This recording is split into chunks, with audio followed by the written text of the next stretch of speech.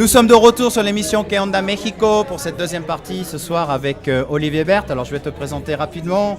Il est né en France et rien ne le destinait à vivre et à travailler au Mexique. Mais en 1999, il décide d'étudier un an à l'université de las Américas de Puebla.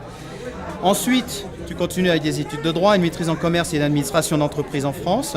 Et tu reviens au Mexique en 2008 avec un projet de te lancer dans l'importation et la distribution de fromage qui est ta passion. En 2009, tu fondes Sabor et Caractère, une entreprise qui propose une variété de fromages et de produits gourmets importés, extra fins, soigneusement sélectionnés pour une clientèle de choix, qu'il côtoie lors des dîners, dégustations, des masterclass et autres événements que tu organises. En 2014, tu ouvres ta première boutique en plein centre de Polanco, Mexico, et tu lances le concept du Cheese Club, une première dans son genre au Mexique qui livre à domicile tous les mois des produits gourmets et des fromages. En 2017, Sopexà Mexique te sollicite pour devenir le porte-parole d'une campagne de promotion des fromages européens. Et en 2018, tu intègres l'équipe de la 3e édition du CIRA comme maître de cérémonie de la route des fromages et vins et responsable du pavillon des dégustations. Au Mexique depuis 2009, l'entreprise Sabor et Caractère offre une variété de produits gourmets extra fins et sélectionnés avec le plus grand soin. Vous êtes des spécialistes sur des produits français comme les vins et les fromages et vous proposez aujourd'hui plus de 100 étiquettes de vin et de petits propriétaires et plus de 30 fromages sur 2 canaux de distribution, l'un dirigé vers les particuliers et l'autre vers une clientèle de professionnels. Bonsoir Olivier et merci de nous rejoindre sur l'émission Que Onda Mexico. Je pense que j'ai fait un peu le résumé de ta carrière au Mexique. Voilà, donc on peut rentrer chez nous. Non, donc moi je suis particulièrement content de recevoir mon tocayo ici à cette émission. J'ai connu Olivier il y a pas mal de temps, c'était en 2007-2008. 2007-2008, je venais juste d'arriver à Mexico. Voilà, donc en fait on a parlé tout à l'heure de mes anciennes soirées de networking et Olivier était encore en France. J'étais encore en France et on s'est connus sur ma première soirée de networking et tu venais faire ton étude de marché en fait. Exactement. Tu avais déjà l'idée en fait je suis assez... j'ai voulu t'inviter parce que je suis assez admiratif. On est tous très admiratifs de ce que tu as fait au Mexique. Messieurs. Non, c'est vrai, parce que clairement, quand il m'a dit qu'il allait importer des fromages français au Mexique, je me suis dit, waouh, ça va pas être facile. Ouais, ça va pas être simple. Hein. Et puis en fin de compte, ça marche super bien. Donc déjà, je te félicite. Et puis, alors j'aimerais savoir déjà comment naît l'idée d'importer des fromages français au Mexique. Pourquoi le Mexique et quel a été le process? Alors, c'est une longue histoire le Mexique, comme le disait Alain tout au début. En fait, je suis venu étudier au Mexique en 99-2000. J'ai eu un énorme coup de cœur pour le pays. Tu as découvert le pays, quoi. Comme beaucoup ici à cette table. Et étudiant au Mexique, ça donne une flexibilité pour faire des déplacements, visiter un peu. Et en fait, le pays m'a vraiment touché. Et à l'époque, pour le coup, en 99-2000, il n'y avait absolument pas d'offres fromagères importées. Et je m'étais dit, il y a quelque chose à faire. Je l'avais dans un coin de la tête sans vraiment avoir de... T'as eu du flair, quoi. Mais attends, mais pourquoi... J'avais surtout la dalle. Mais tu es fils de berger ou comment tu arrives au fromage? Alors, je suis pas fils de berger, mais même si de temps en temps on met des bérets sur les événements. Mais en fait... Je suis passionné par l'alimentaire, je suis passionné par la convivialité et ce qu'on fait avec les amis. Je sais cuisiner, mais je ne suis pas un grand cuisinier. Et en fait, depuis toujours, à la maison, chez moi, on partage des plateaux de fromage avec des copains. Dans ma vie d'avant, je travaillais plutôt beaucoup et j'avais pas trop le temps de faire la cuisine. Et donc le schéma, c'était on vient à la maison, on fait un apéro, on partage du vin, du fromage, de la charcuterie. Chacun amène un truc et puis voilà. Et puis en fait, petit à petit, chez moi, c'est devenu un peu la maison où on mangeait du bon fromage. Et puis, un jour, un copain me dit « Mais si tu vas au Mexique, vas-y, fais un truc dans l'alimentaire, fais un truc dans le fromage. » Je dis qu'ils étaient gentils, mais qu'il y a peut-être avoir un petit problème d'importation et tout. Et puis, petit à petit, en fait, ce qui était l'idée d'une comida corrida à la française, qui était un peu l'idée de départ, j'ai voulu avoir une zone de chalandise plus importante, toucher des gens avec des produits qu'on puisse amener à la maison, qui soient simples à partager. Et puis, je suis resté sur le vin, le fromage, la charcuterie. sans un point fixe. Parce qu'en fait, la Oui, c'est-à-dire particularité de qu'aujourd'hui, Saveur tu fais Caractère... plus que le fromage. Je veux dire, tu n'es pas que dans le fromage. Tu fais du vin, tu fais de la charcuterie, Oui. tu fais du saucisson d'ailleurs. Parce que Oui. beaucoup de gens nous demandent On fait où est-ce qu'on saucisson. trouve du saucisson au Mexique. C'est la seule chose qu'on ne trouve pas. Voilà, donc tu fais du saucisson, tu fais de la saucisse. Donc toute l'idée en fait c'est d'apporter des produits un peu partout dans le Mexique. Donc on est itinérant. Aujourd'hui en 2014 on a une boutique, mais au départ on fait que des petits marchés itinérants à droite à gauche. On a grandi. Je suis allé te voir à Guadalajara il y a des années de ça. Oui, il y a des années, Et, tu m'avais rejoint à Riri, Riri, qu'on avait fait un événement et en là-bas. fait on faisait des événements pour développer Ouais, bien sûr, ouais. une Ça avait zone bien plus marché, importante d'ailleurs. de clientèle. Et puis après. On a l'idée de créer le Cheese Club, qui est en fait une façon de livrer à domicile dans toute la République. Alors avant de parler du Cheese Club, c'est quoi l'organisation? Enfin, je veux dire, tu importes tes fromages, tu affines au Mexique, tu produis au Mexique, comment ça se passe? Étapes. En fait, c'est plusieurs étapes. L'étape de départ, c'est vouloir importer. Ouais. Et puis très vite, on se rend compte que c'est un peu compliqué. Ouais. Et qu'en fait, plus que la complication de l'importation, on a besoin d'avoir un marché existant pour pouvoir écouler les produits. Et donc en fait, on se dit voilà, on va faire appel à des professionnels de l'importation qui vont eux importer les produits et nous on va les distribuer à un réseau de particuliers. Et en fait, on n'a jamais touché au départ les professionnels, on est toujours sur du particulier. Alors attends, c'est particulier, c'est tes clients, c'est qui? Mes clients, c'est toi, c'est Alain, c'est... Mais c'est dans le pourcentage mexicain, français? Ouais, c'est la communauté, 90% de Mexicains, 10% de Français. Ah oui, ouais. donc une grande majorité de Mexicains quand même. Ouais. Ah oui. C'est-à-dire que Des Mexicains qui ont les moyens, qui habitent à Mexico ou partout dans le Mexique t'as des Français, enfin des particuliers qui sont mexicains qui ont les moyens. Pas que, il y a aussi des gens qui ont C'est envie cher de... Bah, c'est plus cher qu'en France, oui, mais par rapport au service apporté, c'est pas extrêmement cher. Ouais. En gros, ça En veut moyenne dire que en moyenne, c'est 1000 pesos le kilo. 1000 pesos, un peso le gramme. À peu près, ouais. D'accord. Sauf que derrière ça, il y a des personnes qui n'ont pas à prendre un billet d'avion pour aller en France. Parce que Ouais, la non, plupart mais des Français... évidemment, Ah ouais, non, mais on se fait plaisir quand on achète tes fromages. les Français pourquoi j'ai peu de Français? La raison est assez simple. La première, c'est que ils ont l'habitude de rentrer régulièrement en Ouais, France, donc ils d'avoir des ramènent leur visites. fromage. Ils ont une valise plus que diplomatique. Ouais. Et en fait, chacun fait son importation. Et puis, on trouve des produits à Mexico aussi. Donc, on peut trouver des produits chez plein de... Ouais, enfin, Ouais, c'est pas la mais qualité de ouais, c'est savoir ça, caractère. le On est camembert quand même... made in USA ou Hollande. Ouais, voilà. Oui, c'est quand mais même, savoir et caractère, c'est un quand même un palliatif. niveau, Voilà, donc je pense qu'on n'est pas vraiment concurrentiel, sauf que voilà, c'est un réseau de distribution et nous on s'attaque à des Mexicains qui eux pour le coup rentrent pas en France une fois ou deux fois par an, qui aiment les bons produits, qui savent de quoi on parle et qui ont conscience que ce qu'on leur propose c'est une prestation complètement unique à Mexico. Parce que l'entreprise elle a grandi depuis 10 ans et donc 9 ans et donc en fait entre le moment où on commence à distribuer des produits et aujourd'hui où on fait du sourcing direct de produits français, espagnols, italiens, Ouais, hollandais, c'est-à-dire que mexicains. tu Diversifié. t'es On a diversifié sur diversifié le différents produit. pays européens. On a une cave d'affinage à Mexico Là, on vient dans de la goûter Roma. un fromage italien, là. Sensationnel, le Taleggio. Ah ouais, on aurait dit ce que je te disais tout à l'heure, un pont fromage l'évêque. qui pue, ouais. Ah ouais, un pont l'évêque vraiment excellent.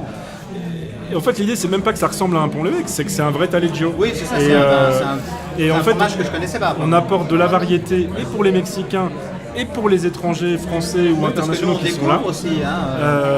Et puis l'idée, c'est de trouver des produits mexicains produits ici avec des standards de qualité hyper artisanaux mais de très haut niveau, de les affiner dans notre cave d'affinage. Donc faites ça au Mexique. Donc on fait ça au Mexique et aujourd'hui on se retrouve à avoir une clientèle, y compris de restaurateurs, qui viennent nous voir en disant hey, on voudrait vendre tes produits Ouais, on aimerait, à nos clients, Ouais. merci de nous sourcer. Et D'accord. en fait on a complètement changé la donne et là on est dans la phase où on a les volumes suffisants de distribution et où on est en train de mettre en place notre propre importation avec nos propres producteurs en France pour amener des produits qu'on ne trouve pas ici en fait. D'accord. Et Ok. qu'est-ce que tu nous as amené alors par exemple Non, mais attends, avant. Donc, tu as créé aussi un autre concept génial et différent, c'est le Cheese Club. Donc, concrètement, ça marche Oui, ça, comment c'est le intéressant. Cheese Club? Alors, le Cheese Club, c'est une promesse pour des consommateurs, c'est recevoir 36 fromages différents sur un an. Donc, l'idée, 3 c'est par mois. 3 par mois. Donc il y a 3 formules, 3 mois, 6 mois, 12 mois. Ouais. Nous, l'engagement, c'est qu'on livre 750 grammes de fromage, divisé en 3 fromages, avec des fiches techniques, l'explication d'où ça vient, comment c'est élaboré, les vins qui vont avec. On propose les vins également. On propose Une espèce de box gourmet, quoi. C'est une box fromagère.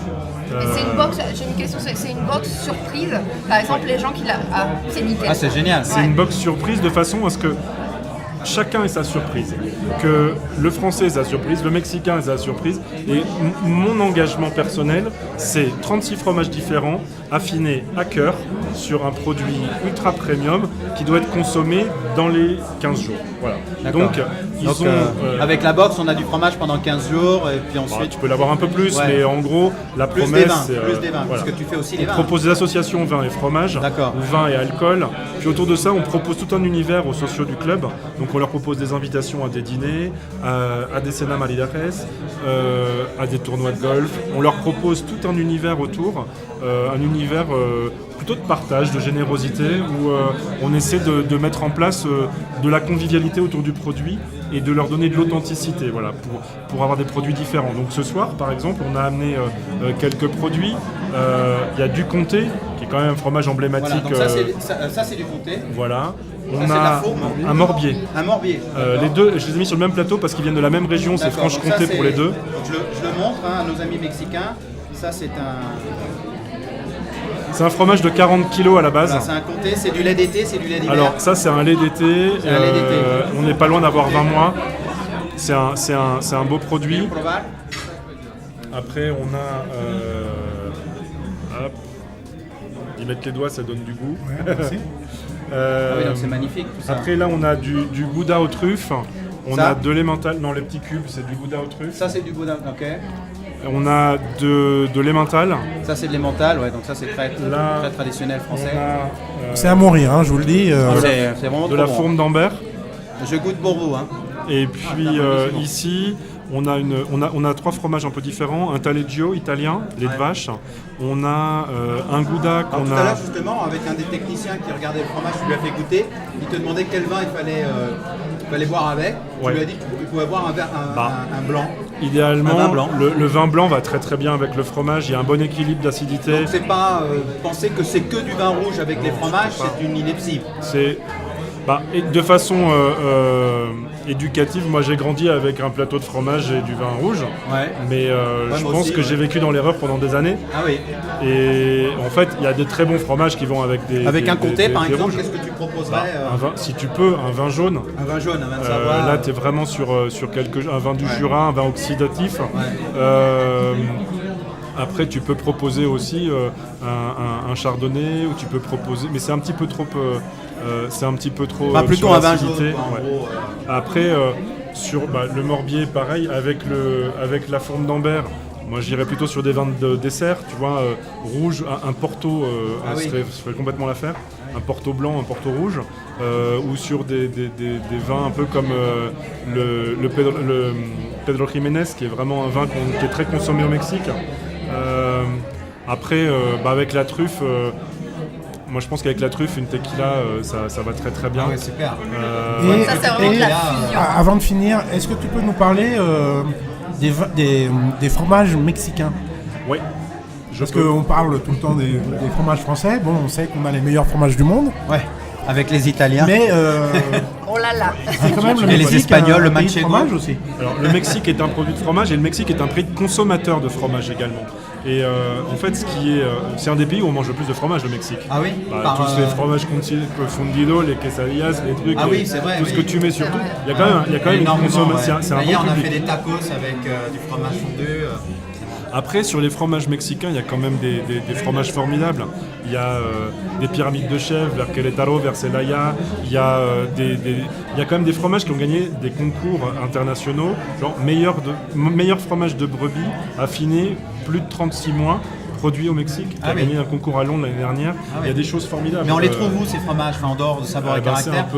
C'est un peu la c'est compliqué, problématique, non? c'est qu'en fait ils sont très peu distribués Ouais. et qu'il faut aller les chercher, Pour les méfiants. gagner la confiance de façon à leur assurer aussi un réseau de distribution, parce qu'ils ont du mal à s'engager sur des volumes de production trop importants. Il faut vraiment leur acheter la production concrètement, donc il faut avoir le réseau de distribution derrière. Il y a des fromages comme le Locosingo qui est du Chiapas, comme le Cotija qui est hyper connu, mais même le Oaxaca, le quesillo de rancho, moi je suis fan. J'adore. Il y a vraiment des très belles choses. Ok. Olivier, si on veut te rencontrer, si on veut te trouver, on va où? Donc à Mexico déjà, on peut aller à la boutique. Ouais, alors on a une boutique qui est Alexandre Dumas 125, à l'angle avec Mazarik à peu près. D'accord, donc Alexandre Dumas. Ouais. Voilà, ça on m'y trouve pas forcément, mais les fromages ils sont tout le temps. Ouais.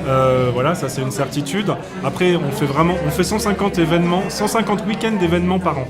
Donc on est quand même sur énormément d'événements. Week-end sur 3, vous êtes sur Mexico.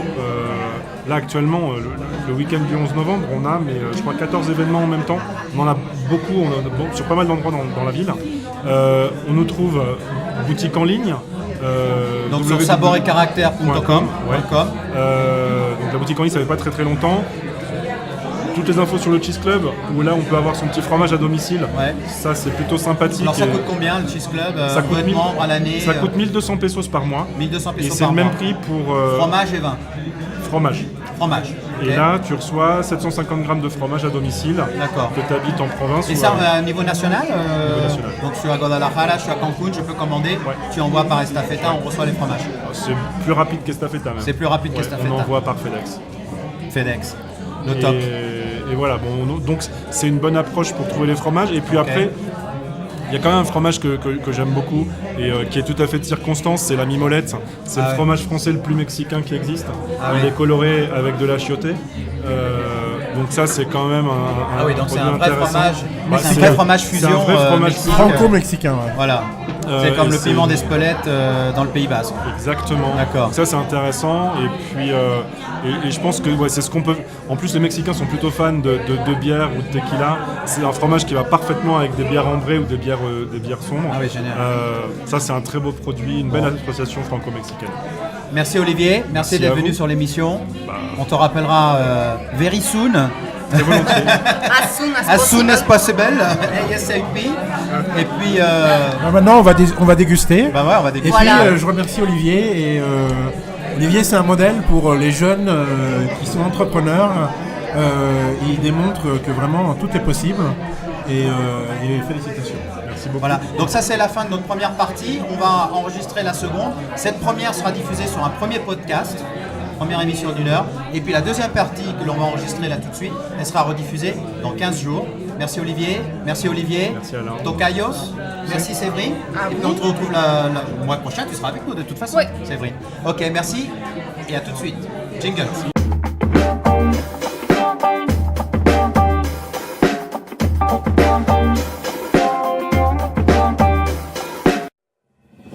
Ma chère France, nombreuses pages de mon histoire convergent avec des idées que vous savez favoriser. Et je sais que vous serez ravis de savoir jusqu'où elles sont allées, car vous les trouverez sur mes murs, dans mes rues et dans mes chansons.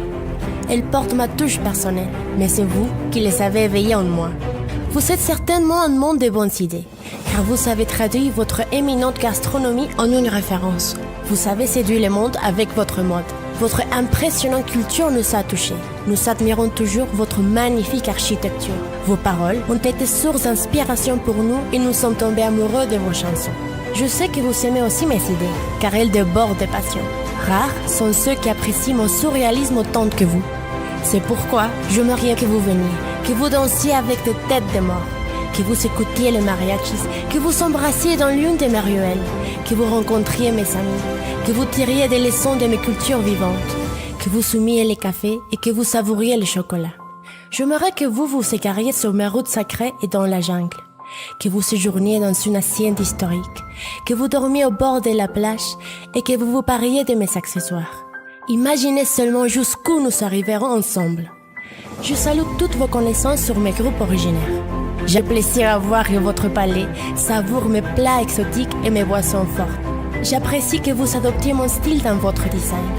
Je suis heureux que vous sachiez combien il est difficile de confectionner une robe entièrement à la main. Je suis ravie que vous admiriez la nature dans toute sa diversité. J'adore votre rapport à la nature et votre passion pour elle. J'aime que vous écriviez et que nous parlions.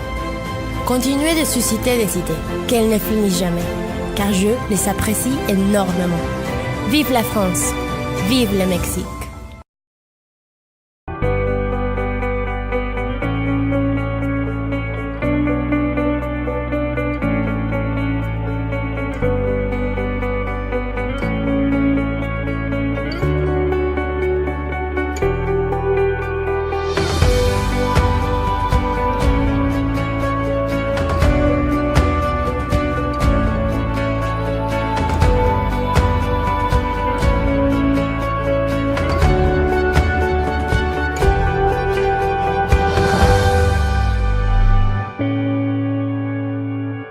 Aqua Reotier, de l'Occitane.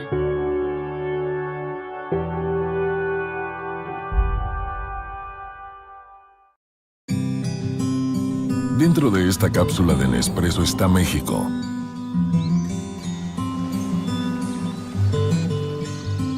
Su tierra fértil.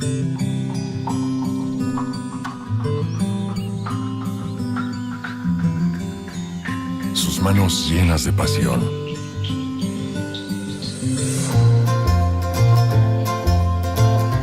Y el mejor café. Para lograrlo, Nespresso implementó con Rainforest Alliance un programa para 1,700 productores mexicanos, capacitándolos en buenas prácticas agrícolas y de conservación del medio ambiente, reconociendo así la calidad del café mexicano y exportándolo a más de 60 países.